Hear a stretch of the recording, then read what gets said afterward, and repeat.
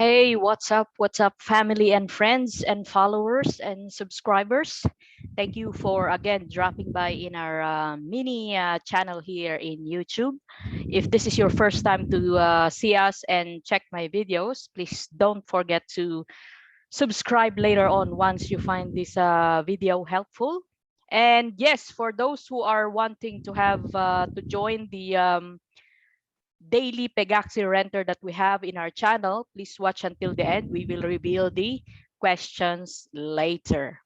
So today I'm very excited because the topic is all about the proposed lease to breed in Pegaxy. And for you who hasn't had a chance to watch it, this is being released in YouTube last January 23 by obviously Corey Wilton.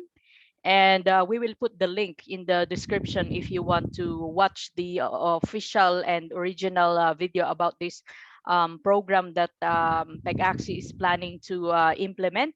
So what I did is I watch it and then I read the um, paper as well regarding this proposed lease to breed plan. And I just want to simplify it, especially for those who has uh, English as their second language. And at the same time, I want to give some specific examples as well so we can truly understand what this plan is all about, different kind of breeding system. Okay, so at the start, Corey explained that like what we have seen in the very famous Axe Infinity, the owners or the managers try to give a high share for their scholars so they can obviously play for them. And then obviously the scholars, what do they do at the end of the game or every, it depends on what system do they use. If they get paid SLP by every month or every 2 weeks. So what are the scholars trying to do? Obviously they will cash out. So that basically is the main reason why the price of SLP keeps going down, because all the scholars just keep cashing out and selling to the crypto exchange. So obviously, if no one is buying SLP, the price go down. And now so many people are trying to suggest, obviously, including the team themselves, about some different burning mechanisms that we can use. But most of them, if you come to think of it, are just in favor of the managers or the owners. Like they are, like for example, the breeding of Axis, they try to increase the SLP so that more SLP will be reused. But can you imagine the stats or the percentage of the scholars as compared to the breeders or the owners, right? That's why if you go and check their burn versus mint ratio, like it's really low. The burning of SLP is really low. And thankfully Pegaxy had noticed this early on, and obviously they tried to implement future and current burning mechanism in Pegaxy, which we find it really helpful, as we can see with the token price and the prices of horse. So they thought that the more chance for both the managers, the owners, and the scholars or renters have to reuse the SLP within the game, that will be the best burning mechanism, which I totally agree. And again, this is one of the proposal that they're trying to implement to uh, burn more vis or the vigorous, the in-game token of this game. So let's dig deeper. So they plan to, they admit, according to Corey, that it's not an easy build. So meaning it will take, I don't know how much programming will it needs to be done. But they will try to implement this in Q1 of this year, which I think is really good enough. Because again, I'm not a programmer, but given the fact that they want to implement this in Q1, pretty much we have 2 months left, is a very good plan already for me.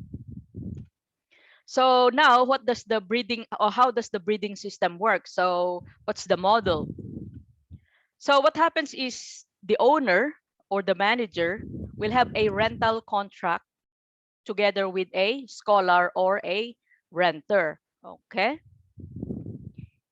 And what happened is the owner will set a specific number of the vis token that we use to breed the horse. So it will be set by the owner, don't forget that. And obviously the scholar will agree or review if something that is doable and in favor for him.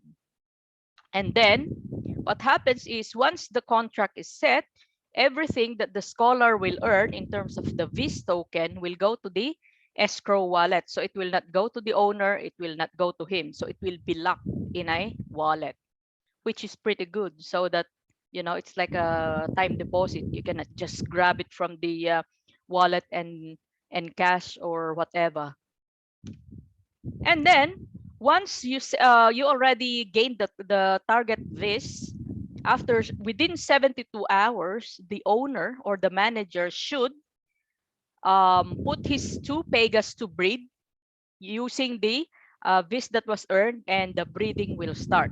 So whatever is the profit on top of the vis that is needed for the breeding will go to the manager as his profit in return of letting his two horse breed for that um, scholar or renter. And obviously after the breeding, automatically the baby pega will go to the um, scholar or renter, and then the original parent will go back to the owner. So let's give a very, very concrete example so you will have an understanding how it works. So let's say Mr. A is the owner, and Miss B is, or letter B is the renter or scholar, right? So they agreed to be in a contract. And now let's say owner A said, okay, I have two virgin pega. Obviously, we need 4,000 to breed them and 30 PGX to breed them. So you need 5,000 because 1,000 will be my profit, and that 4,000 will be used for breeding the two virgin pega. So again, this is just an example. It could vary. It could be higher or it could be lower. But obviously, the minimum will be obviously depending on this chart, the breeding chart, as you can see from the Pegaxy site and Discord server. So let's say according to this chart, you need 4,000 vis and 30 PGX cost. It was not mentioned in the document, but it was mentioned somewhere else that the PGX will be shouldered by the scholar as well, not the owner. So we need to double confirm that, but I read somewhere, but in the document, I don't remember seeing the PGX cost will be shouldered by the owner, but by the scholar. Okay, so let's say, for example, my two horse is breed one, or I already breeded one. So it means I need 8,000, right? So if I'm the owner, I could set the target to be 9,000 bis. So I will earn 1,000, right? And then the scholar will use the 8,000 for the breeding. So again, this varies. It depends on the owner. It could be less or it could be high.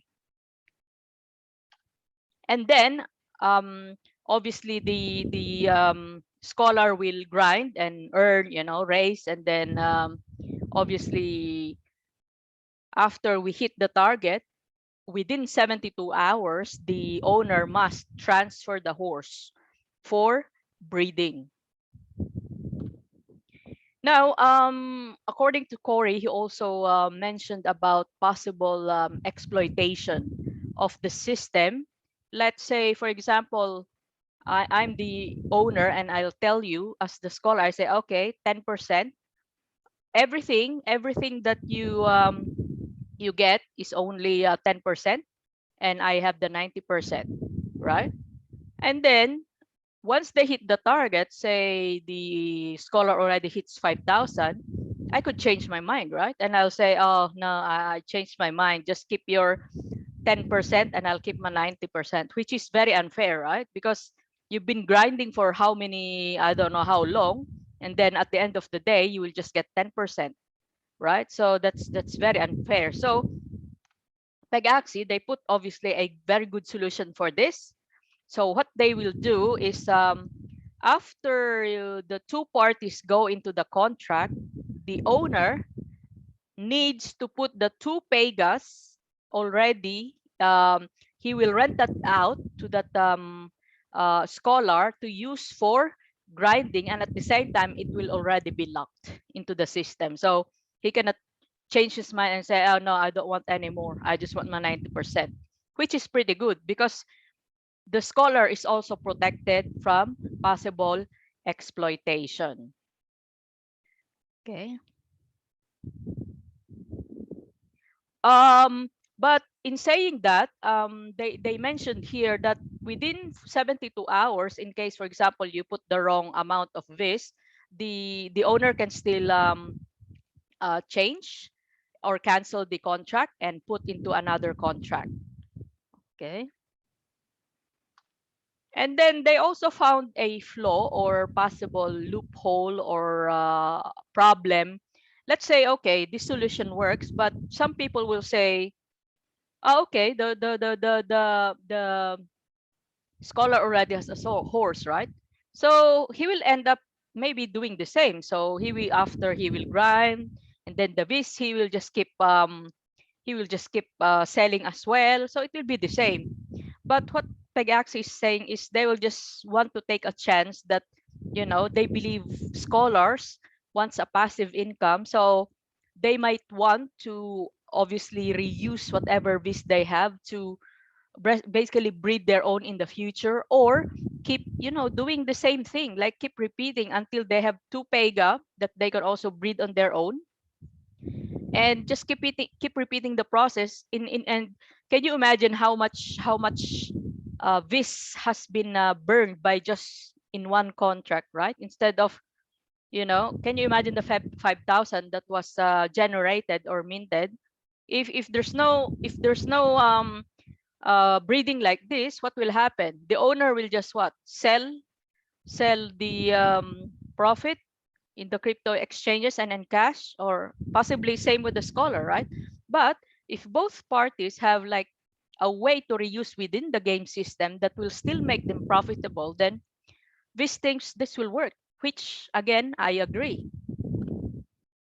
And then they put some restrictions here, like once the contract is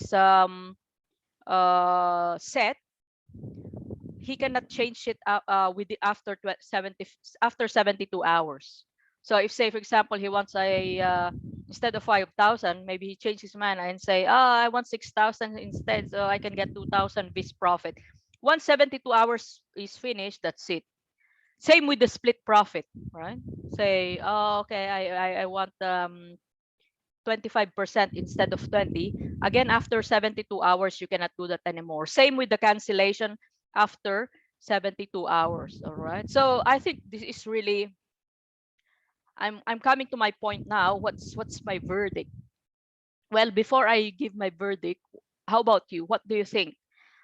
Is this system easy to understand? Do you think this is feasible, viable? Do you think it will be effective? So for me, this is now my verdict. Yes, yes, and yes. I think this system will work, and I think it's one of the best burning mechanism that they can implement for this game. And I think it will just help the economy of Pegaxy in general. So for me, I hope they will do this as soon as possible, so that, you know, those who can't afford like me at the moment will have a chance, you know. And also, again, the point that they mentioned is that it will allow us to reuse, you know, the token within the system and not just keep cashing out, selling in the market. That will eventually drive the price down, like again what had happened to Axie Infinity. And also, both parties are protected. So for me, that's very, very important. The manager and the scholar, they're both protected. So I think that's really, really good suggestion. So yes, I'm really happy with this game, and I'm supporting this plan as well. So if you're an owner or a manager, please let me know as well. What do you think? Do you agree with me or not? Please comment below. I'm open to all suggestions. All right, so now we've come to the daily renter question. This is for all the scholars who wants to borrow our one and only horse at the moment and hoping to have more soon. You simply answer this question. How many Vs did I get during my 1 day Pega rented horse? You know, I've rented a horse last January 23, I think, for 24 hours. So what do you think? How many Vs did I win on that horse?